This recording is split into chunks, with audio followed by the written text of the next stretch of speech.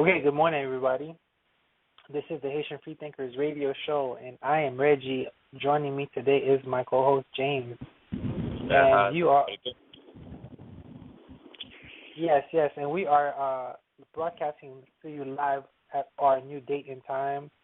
We have moved from Saturday evenings at 11:30 p.m. to Sunday mornings at 11 a.m., and this would be a 30 to 45-minute formatted show. Haitian Freethinkers is one of the world's few places where Haitian secular types can meet up, gather, and exchange ideas. We work on Facebook mostly because we have members all over the United States and across the world. You can just look us up on Facebook or Google us. We also have a Twitter account. We have a YouTube account, so we are kind of spreading our wings, including on Block Talk Radio. So since today's show is about 30 minutes long, and I know the time will fly relatively fast, let's get right into this week's news and views. So what you got for us, James? No, I'm doing good. Yes, so, yeah, I'm here. Okay, I'm sorry, I was kind of busy making an order. What would you say again? No, I was asking you how was your week and what kind of news items do you have for us today? Oh, yeah, well, my week went by fast, as usual. And like I said, just been paying bills and things of that nature. But this week that I'll be talking about is this particular church where I grew up at in the same city, called Church of God, Church of God Bible Way. And there's the church has a couple issues. First of all, the pastor got in trouble for stalking a woman. And then I think the daughter or another person in the church, they tried to do a dining dash. So the people in the restaurant, if you let us get this meal for free, you'll go to heaven. But if you swipe this card again, you're going to be going to hell. And so they tried to leave, and they gave the card and tried to leave. And basically, the lady got arrested trying to dine and dash. And the church has, they've been picketing the restaurant now. So the parishioner did not want to pay. No, and it was only $18, $19 tab. So what made her think that she would go to hell if she paid? I don't know. I for some reason, I don't know. She was provoking the lady to sin. I would think, if you eat, you're supposed to pay for that. If that lady gives you that meal for free, she's just for a company. And then you don't want to pay for what you just ate. Now, I read that the church members are picketing the restaurant. Yeah, they're actually, I think they're mainly picketing the restaurant because they called the police and the people got arrested. So you think that the church members think that they should get special privilege or what? Yeah, that's what I'm thinking because I'll read the story. It says Florida Eatery is being picketed by a church after two of its congregations were arrested for a bizarre alleged dining dash where they said staff would go to heaven if the food was free. And the parishioners of the Church of God, the Bible Way of Woodhaven, Florida, are doggedly protesting outside the A&G restaurant over what they believe is an unfair treatment of two of its members. It said Eddie Lewis, 85, and her daughter, Ruthina Lewis, ate lunch at the diner. And it says, at the end of the bill, Ruthina walked really out of their chair before returning outside to settle the $18.46 bill. Ruthina allegedly handed over the credit card but pushed the cancel button as it went through, telling the cashier she'll go to heaven if the bill was free or she'll go to hell if she ran the card again. It says the adult daughter then reportedly handed over So the lady told the daughter no, she couldn't do that. Then the adult daughter then reportedly handed over the credit card bearing the name of the church bishop, Joseph Lewis, and who she said would pay for driving off. She quickly got in the car and drove off. He said the quick thinking cashier noted down the duo's license plate number and immediately arrested the pair.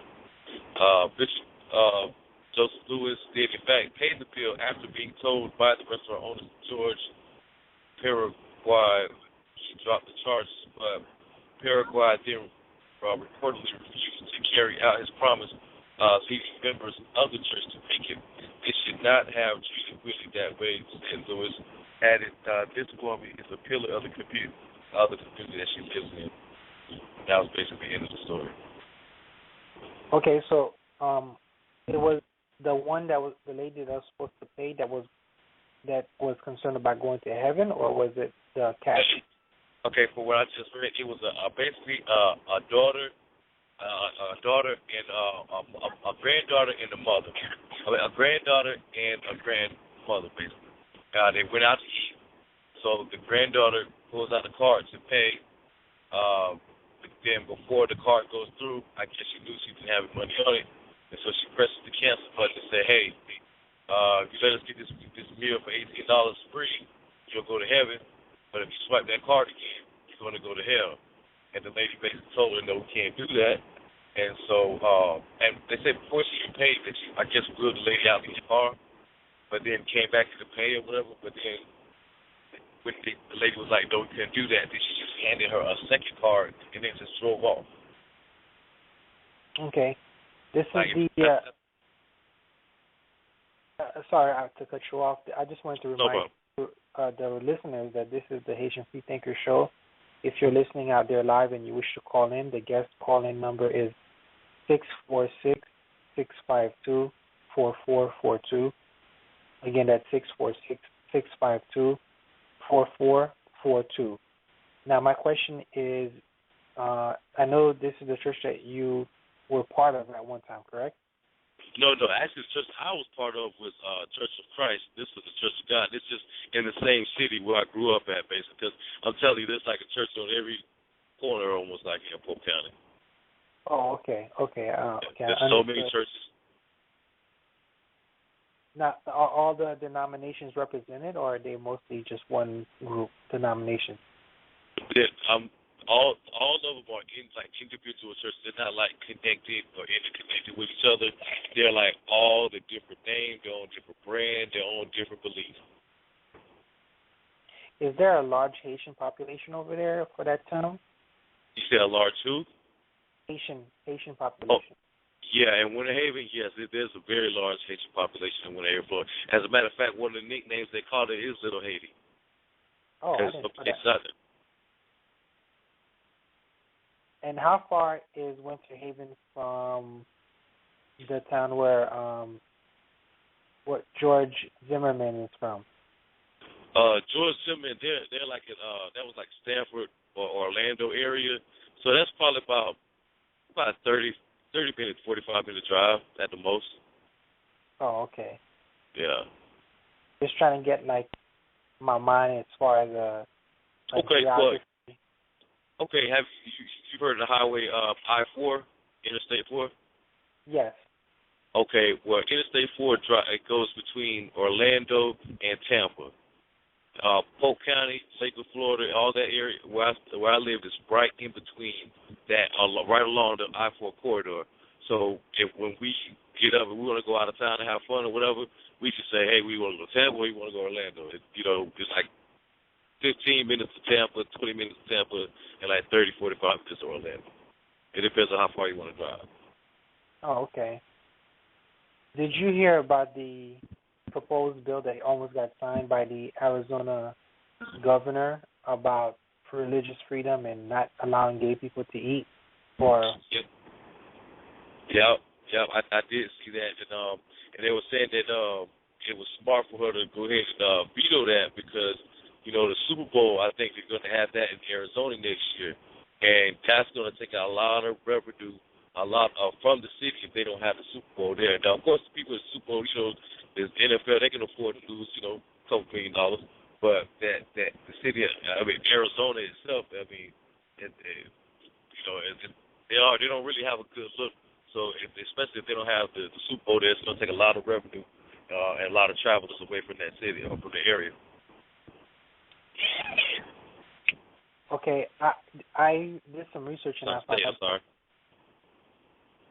I did some research and I found out that there are other states that are considering similar laws, including Georgia. So at the time that we are seemingly making some progress, why do you think that people even think that this is a good idea to pass these kind of laws? I don't know. In politics, there's so many lobbyists and backdoor deals and so many things going on, and it may not even be the will of the people, but they will make it seem like it's the will of the people just to, get along, or just to get that money that that they've been getting from the lobbyists or whatever. It's just like certain agendas. A guy wakes up one day, a corporate guy or a guy in politics wakes up, one day he has a bad day, and all of a sudden he's like, you know what? I don't want no gay people to be able to go in the same restaurant as me. I want the manager to be able to refuse them if you want, to offer religious purposes.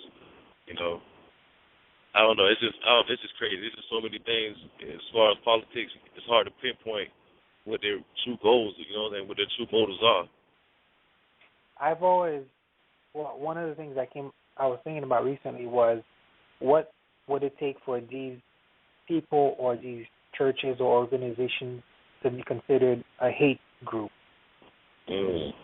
Because you have like their doctrine or their charter that says that if you are a homosexual, you are supposed to be killed. And so they're trying to push legislation to discriminate. So, doesn't that sound like a hate group to you? If that... Yeah. See, yeah, that's like I would say that's like a hate group. But I think I don't think they're considered a hate group unless they put really action behind it. Because somebody can say and talk all the noise they want to, but when they actually or have a history of violence or doing violent things against people that they don't like, then it become hate. I guess it's different levels of hate. You can hate verbally and mentally, but when it comes to physical and stuff like that, then that's why I draw the line at. Because there's some things that I hate. To be honest. Okay, well, I don't think you're going to try to push legislation through about the things that you hate. No. And I don't think you have a history of violence, if you say about, if you would, about things that you hate, or you have a book or some kind of instruction program that says, well, I have to follow this instruction because I just have to. That's the group that I'm with, and you have to respect my beliefs, if you will. So I think that's the difference between an individual disliking or hating something and having a group with, like a formal charter or something that they're supposed to follow. Now, obviously, not every religious member followed their books, or else they'd probably be in trouble 24/7. But I just wonder, like, what it would take to qualify them as a hate group. I think if they've inspired people to do harm, that's when they become a hate. Like that's like that's like I say, there's certain levels of hate, but it's like once you inspire people to do certain things, like cause harm on people, I guess you could say even Muslims, they're consider them like a hate group. They hate Christians or whatever, and they'll do terrorist things, so they're kind of like a hate group. Christians, same thing. Once if they doing harm against somebody because they don't believe what they believe, then that's like a hate group. I'm glad that you touched on Muslims, because recently I got in contact with a Haitian guy who is a Muslim, and I'm trying to get his perspective on why he became Muslim. And he put me into this group called Haiti Islamic Dawa, and it's a group that basically promotes Islam. And I asked several questions in the group to find out what it is that they like about Islam, and essentially they said that we have a history of Muslims in our culture going back to Bookman, and basically I've gotten the same responses that I would with other believers as far as because, there's a creation, that means there's a creator and things of that nature. So I have not gotten an answer as far as from the perspective of Haitians specifically why they would prefer Islam over some of the other religions, but I'm thinking that in the near future, hopefully, I'm going to be able to do some Google Hangouts with some of the members and get their perspective. And this morning while I was reading the stories that you sent me, I stumbled upon another story where Katy Perry, the singer, she made a video, and one character in the video had a chain with the logo of the word Allah in it, and some Muslim person saw it and forced them to remove the logo on the basis of blasphemy or hate, or I forgot what they used, but I think it's blasphemy. So basically, they have the ability to make you change what you're saying based on how their religion dictates or how they feel about what you do. So what do you think about that? Well, I think that's wrong, first of all, but at the same time, I can see how after getting being told or being informed that they would remove that, because they don't want to be part of the reason why these people are acting dirty. I one little symbol on my video, is that going to make that's going to make them act more stupid or make them do more crazy stuff? You know what? Let's go ahead and remove it. I don't want to be into this same conversation about that. I was thinking, are there any symbols or anything that somebody can do that would get you upset, where you would want them to remove or talk about? I would say no, because most of the time, if they were doing it, they would probably be doing it just to probably get a rise out of people, and I wouldn't want to get them satisfaction, of seeing me, get all crazy because of something, so simple, so small, a symbol. I know what it stands for. I know what it means, whatever like that. If I see the Confederate flag right now, there's some people out here where I'm from, they got them in their yard, hanging, waving big and high. Yeah, it is what it is, at least they let me know that they don't like it. Well, the Confederate flag is one symbol that gets people motivated for different reasons. Another one would be the swastika. Yeah. And the swastika, for example, has a negative connotation now because of the Nazis, obviously. Yeah, exactly. I learned maybe a few years ago that the swastika didn't come. It wasn't originally a Nazi thing. They actually just took it as a symbol and just returned the meaning of that symbol. Right? Yes, I was going to bring up the fact that it was a Buddhist or a Hindu. I forgot which one. It was a Buddhist or Hindu religious symbol, and the Nazis took it and rebranded it, and now it's looked upon as a very negative thing and something that you should stay away from. However, I think that, knowing the history, if I see the Nazi version of the swastika with the colors red, black, and white, I understand that this is a Nazi-related thing. If I just see the swastika, if it's close to like a religious building, I understand that this is a Hindu. But now, people associate that with a negative thing. So that's just the way it goes sometimes. I want to remind everybody, if you're listening, this is the Haitian Features Show. We will now be broadcasting every Sunday at 11 a.m. The guest calling number is 646-652-4442. Once again, the guest calling number is 646-652-4442. My name is Reggie, and my co-host is James, and we are part of Haitian Free Thinkers. Haitian Free Thinkers is one of the world's few groups where Haitian secular people, that is, atheists, agnostics, humanists, and so on can gather and exchange ideas. If you wish to join us, just look us up on Facebook. Okay, so what was the second story that you sent me, James? Okay, the same church. The pastor of the church has gotten the 1-year probation on stalking charges.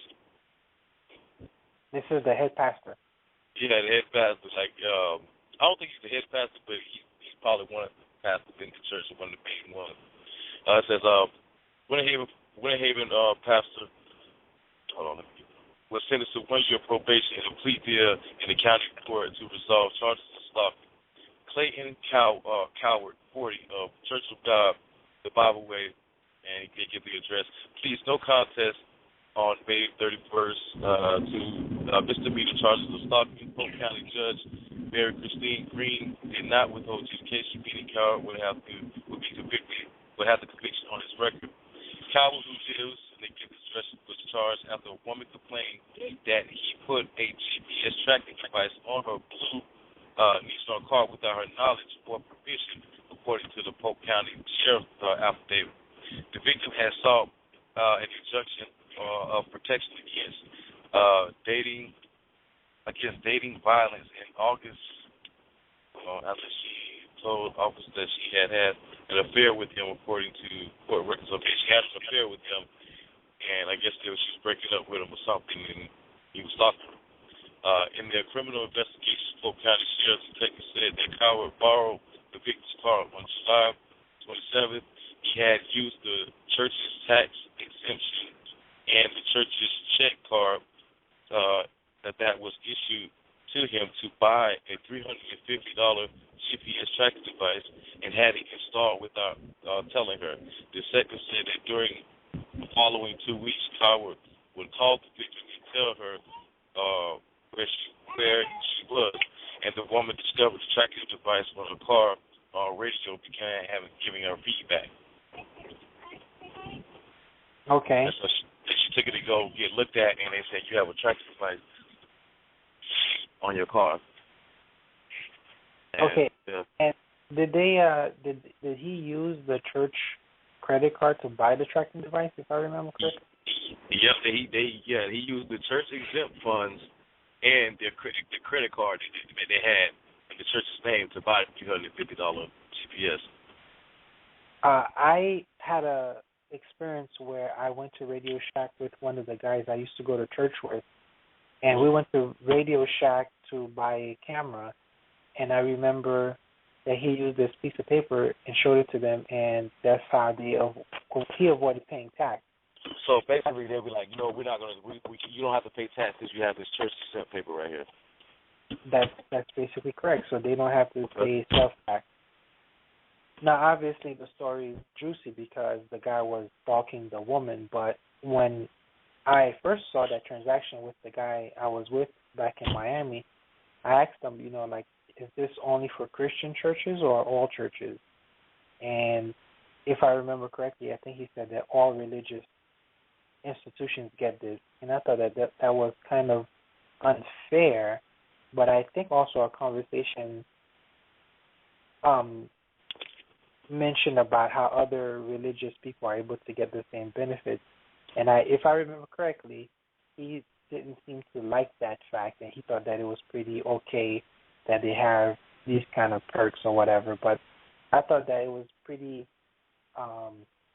weird, and I wanted to find out if all denominations, all religions did indeed have that kind of a thing.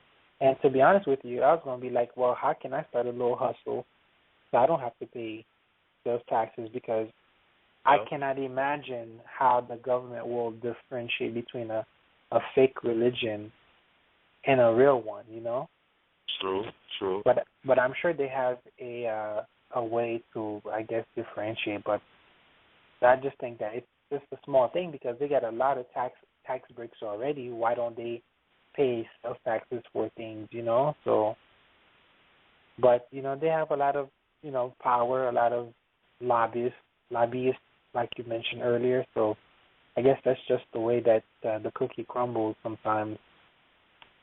I wanted to bring up one last thing that was kind of important yesterday I met a young lady who might be deported soon. I want to know, like, have you ever known someone or heard about someone that else who had someone close to them that was in the process of getting deported?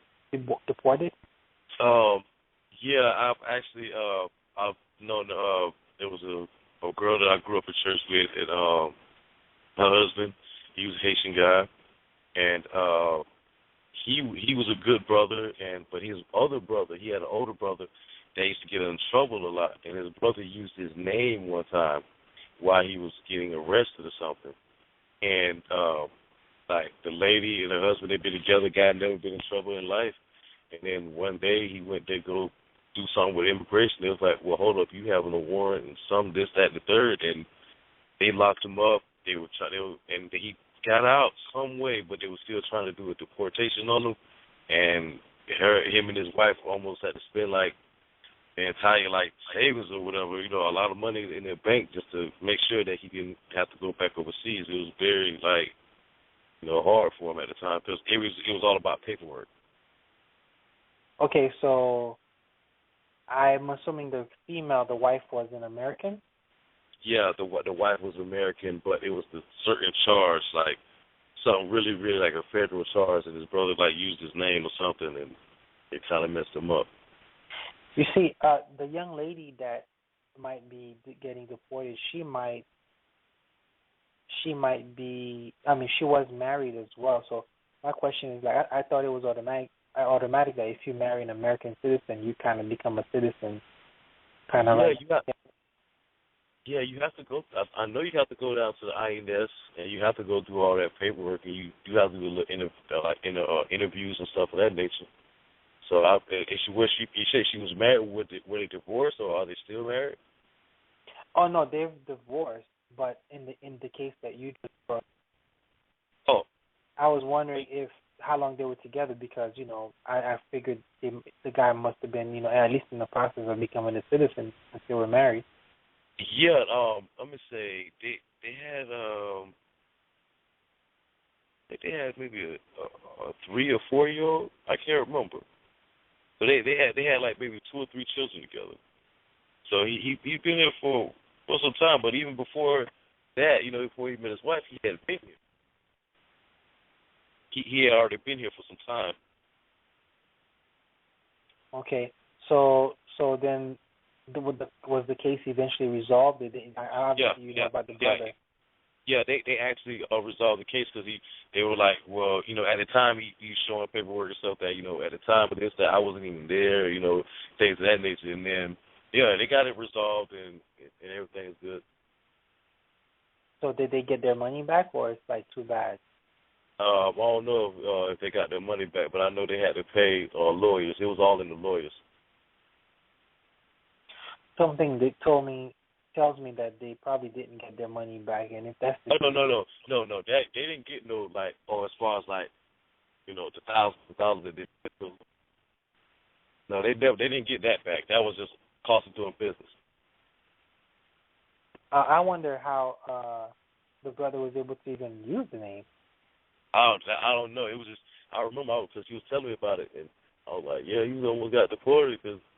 His brother used his name, got a show. I was like, Okay. Well, we are now officially in overtime. And I got to go myself.